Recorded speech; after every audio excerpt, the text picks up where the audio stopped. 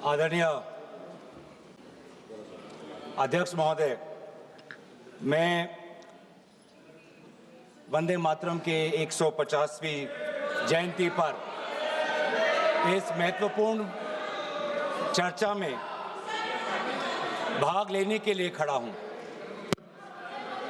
और अपने वक्तव्य के शुरुआत में मैं बंगाल के उस पवित्र भूमि को नमन करना चाहता हूं जिस भूमि से ईश्वर चंद्र विद्यासागर आए, राजा राम मोहन रॉय जी आए, बंकिम चंद्र चटर्जी आए, स्वामी विवेकानंद जी आए, औरबिंदो घोष जी आए, खुदीराम बोस आए, कबीर नजरुल इस्लाम जी आए, रविंद्रनाथ टैगोर जी आए और सुभाष चंद्र बोस जी आए। वाकई में बंगाल की इस पवित्र भूमि में एक अद्भुत ताकत है, जिस भूमि ने हमारे देश को ना सिर्फ हमारा राष्ट्रगान दिया, लेकिन राष्ट्रगान के साथ हमें राष्ट्रगीत भी दिया। और कहीं ना कहीं मैं इस समय पर, क्योंकि स्वतंत्रता सेनानियों का उल्लेख किया गया, स्वतंत्रता संग्राम का उल्लेख किया गया, उस समय के कवि, लेखक जिन्होंने ऐसे शब्दों का प्रयोग किया, ऐसे कविताएं रची, ऐसे गीत रची, जिन गीतों के साथ, जिन शब्दों के प्रेरणाओं के साथ लाखों के तादाद पर स्वतंत्रता सेनानियों ने अंग्रेजों का जुल्म सहने की ताकत मिली। वे ऐसे शब्द थे, वे ऐसे गीत थे, वंदे मातरम, रविंद्रनाथ टैगोर जी के Where the mind is without fear, वो गीत झंडा ऊंचा रहे हमारा, वो गीत सरफरोशी की तमन्ना, वो गीत विद्रोह, वो गीत इंकलाब जिंदाबाद, वो स्लोगन करो या मरो, जय हिंद, सत्यमेव जयते, भारत छोड़ो। ऐसे कई नारे थे, ऐसे कई गीत थे, जिन गीतों ने, जिन शब्दों ने हमारे स्वतंत्रता संग्राम में हमारे भारत के समाज को ताकत दी। वंदे मातरम के इतिहास की और उसके जन्म की बात आदरणीय प्रधानमंत्री मोदी जी ने की। हाँ, जो मंगल पांडे का जो विद्रोह था, उस विद्रोह के विफलता के बाद भारत में एक बेचैनी थी और अंग्रेजों का जुल्म और बढ़ गया था। और ऐसे वक्त में 1872 में बंकिम चंद्र चटर्जी ने, जो पूरे बंगाल में जो रेनेसांस चल रहा था, जो भाषा के संदर्भ में जो एक क्रांति चल रही थी, उस क्रांति में वो भी एक महत्वपूर्ण धारा थे। जिस क्रांति में राजा राम मोहन रॉय भी थे, जिस क्रांति में ब्रह्मो समाज भी था, और उन्होंने 1872 में वो पहले दो पंक्ति लिखे जो आज हमारे राष्ट्रगीत के भाग में हैं। 1872-75 के बाद लगभग 9-10 सालों के बाद उन्होंने आनंद मत लिखा, जहां पर उन दो पंक्तियों में उन्होंने और कई पंक्तियां जोड़ी। और आनंद मत के संदर्भ में लिखा गया,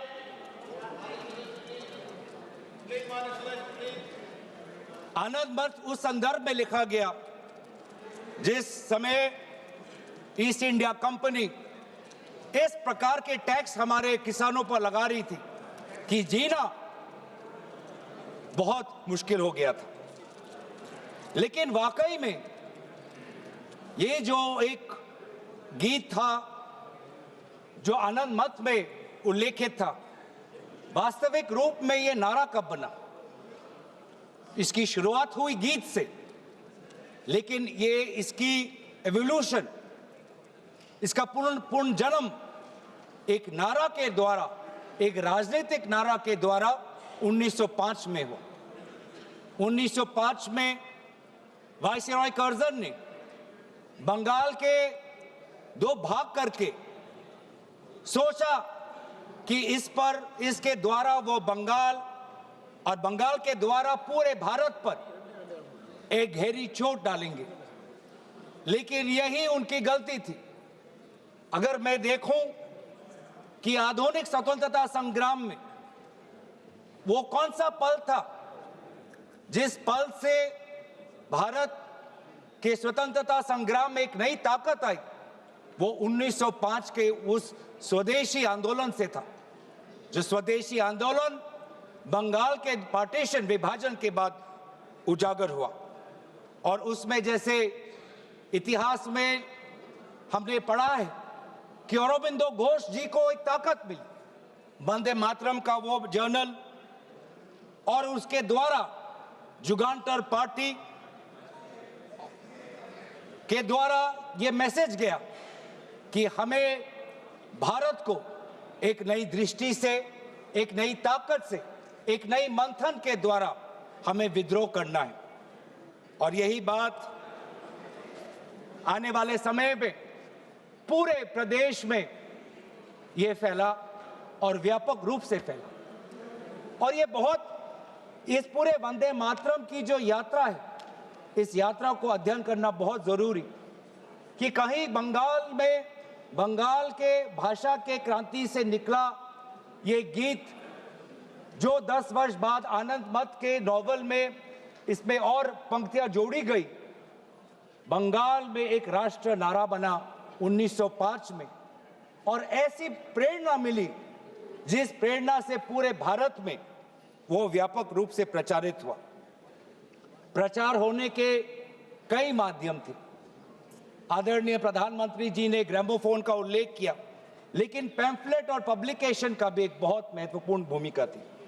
ये पैम्फलेट और पब्लिकेशन के द्वारा बंगाल का ये नारा गया पंजाब में, गया महाराष्ट्र में, गया मद्रास में।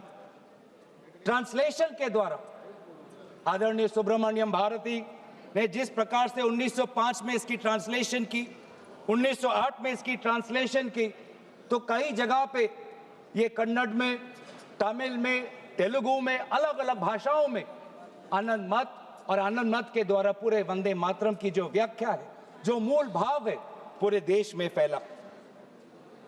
खुदीराम बोस जी का उल्लेख यहाँ पे किया। और हाँ, जिस प्रकार से कोर्ट ट्रायल्स हुए, सिर्फ खुदीराम बोस जी का नहीं, अरबिंदो घोष जी के भी कोर्ट ट्रायल से पूरे देश को ये दृश्य दिख रहा है कि किस प्रकार से वंदे मातरम के द्वारा हमारे स्वतंत्रता सेनानी ब्रिटिश का विद्रोह कर रहे थे। और फिर सिर्फ स्वतंत्रता सेनानियों के बीच नहीं रहा, एक व्यापक रूप से ये छात्रों के बीच में ये समा गया। वंदे मातरम का उजागर राजामुंड्री आर्ट्स कॉलेज में किया गया, कोकानाडा आर्ट्स कॉलेज में किया गया, गोदावरी, कृष्णा, गुंटूर तक फैला, बांग्लादेश उस समय के मैमन सिंह सिटी कॉलेज तक पहुंचा। और यहां तक भी नहीं, बाहर जो हमारा तिरंगा ध्वज जब 1907 में पूरे विश्व में प्रकाशित किया, तो उस तिरंगा झंडा में भी वंदे मातरम उल्लेखित था। कला के द्वारा भी अवनींद्रनाथ टैगोर, उन्होंने एक पेंटिंग, एक चित्र इससे प्रेरणा लेते हुए किया। तो कहीं ना कहीं हमारे पूरे स्वतंत्रता संग्राम में कला, साहित्य का एक बहुत महत्वपूर्ण भाषा और बहुत महत्वपूर्ण भूमिका रही है। राजनीतिक नारा से, जैसे कि कहा गया, राष्ट्र में इसको एक राष्ट्रीय तवज्जो मिलने लगा। और इस वंदे मातरम को सिर्फ एक राजनीतिक नारा नहीं, लेकिन राष्ट्र गीत से इसको देखा जाए, ये तवज्जो, ये महत्व अगर कोई किसी राजनीतिक दल ने दिया तो वो कांग्रेस पार्टी। कांग्रेस पार्टी ने जब 1905 का स्वदेशी आंदोलन भी नहीं हुआ, 1896 में कलकत्ता में कांग्रेस के अधिवेशन में गुरुदेव रविंद्रनाथ टैगोर जी ने खुद वंदे मातरम को एक मधुर वाणी में उन्होंने उसका गीत प्रदर्शित किया। और बाद में उन्होंने एक चिट्ठी में लिखा भी पंडित नेहरू को, that the privilege of originally setting the first stanza of Vande Mataram to the tune was mine when the author was still alive. और कहीं ना कहीं ये भी बताने की बहुत जरूरत है कि रविंद्रनाथ टैगोर जी बंकिम चंद्र चटर्जी को बहुत करीबी से उनको मिले और बंकिम चंद्र चटर्जी ने काफी समर्थन भी रविंद्रनाथ टैगोर जी को दिया। 1905 में स्वदेशी आंदोलन भी हुआ और 1905 में कांग्रेस का बनारस में अधिवेशन हुआ, जिस बनारस के अधिवेशन में अध्यक्ष कर रहे थे जी.के. गोखले साहब। और दोबारा 1905 के उस बनारस के अधिवेशन में सरला देव चौधरी जी ने वंदे मातरम का गीत प्रदर्शित किया। लेकिन इस 1905 के बनारस के अधिवेशन में उन्होंने वंदे मातरम में एक बहुत ही महत्वपूर्ण संशोधन वो लाए। वो संशोधन क्या था? जनसंख्या की। जो ओरिजिनल वंदे मातरम था, उस वंदे मातरम में जिस जनसंख्या का उजागर किया था वो था 7 करोड़ का। क्योंकि उस समय बंकिम चंद्र चटर्जी जिस संदर्भ में लिख रहे थे तो वो बंगाल के संदर्भ में लिख रहे थे, जिसमें बिहार भी था, उड़ीसा भी था, असम भी था, और इसीलिए उस संदर्भ में उन्होंने लिखा 7 करोड़। लेकिन जब 1905 में बनारस का अधिवेशन हुआ, उस 1905 के अधिवेशन में सरला देव चौधरी जी ने उस 7 करोड़ को 30 करोड़ करके पूरे एक राष्ट्र का तवज्जो वंदे मातरम को दिया। और वैसे ही महात्मा गांधी ने इंडिया ओपिनियन में उन्होंने लिखा, और 1907 में अरबिंदो घोष ने संध्या के मैगजीन में लिखा कि we want Swaraj for all sons of mother India.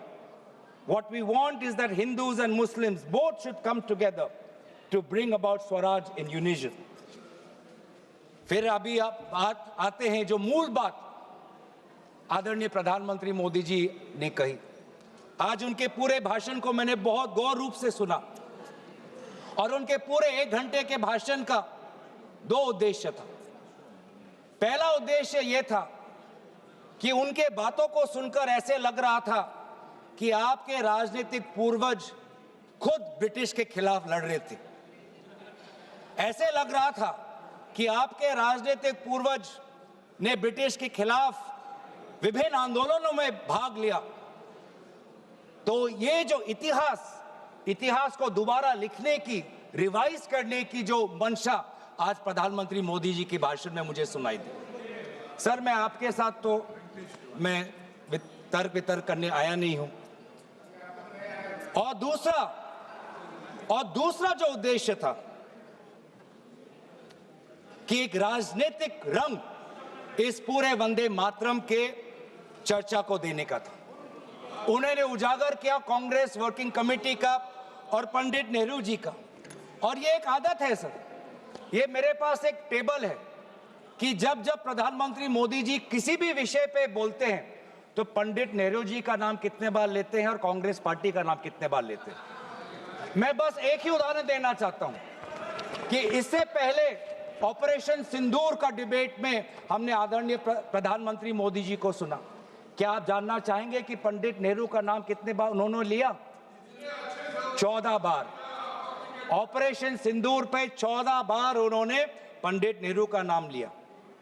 और कांग्रेस पार्टी का कितने बार? 50 बार। वैसे ही जब संविधान का 75th एनिवर्सरी मनाया जा रहा था तब 10 बार पंडित नेहरू जी का नाम लिया और 26 बार कांग्रेस पार्टी का। उस प्रकार से जब 2022 में जब राष्ट्रपति अभिभाषण पे प्रधानमंत्री मोदी जी अपना बात रख रहे थे तो 15 बार पंडित नेहरू का नाम लिया। 2020 में, सर मैं आपके साथ तर्क वितर्क नहीं करने आया सर, 2020 में जब राष्ट्रपति अभिभाषण पर प्रधानमंत्री मोदी जी ने भाषण दिया तो 20 बार पंडित नेहरू का नाम लिया। तो इसीलिए उनका आज दूसरा उद्देश्य तो मैं समझ गया, लेकिन बड़े विनम्रता से मैं आदरणीय प्रधानमंत्री मोदी जी को मैं कहना चाहता हूं और उनके पूरे मैं दल को कहना चाहता हूं और पूरे इनके ढांचे को कहना चाहता हूं, आप चाहे जितना भी कोशिश कर लो, आप पंडित नेहरू जी के जो उनका योगदान था उस पे एक भी काला दाग आप लगाने में सक्षम नहीं होंगे।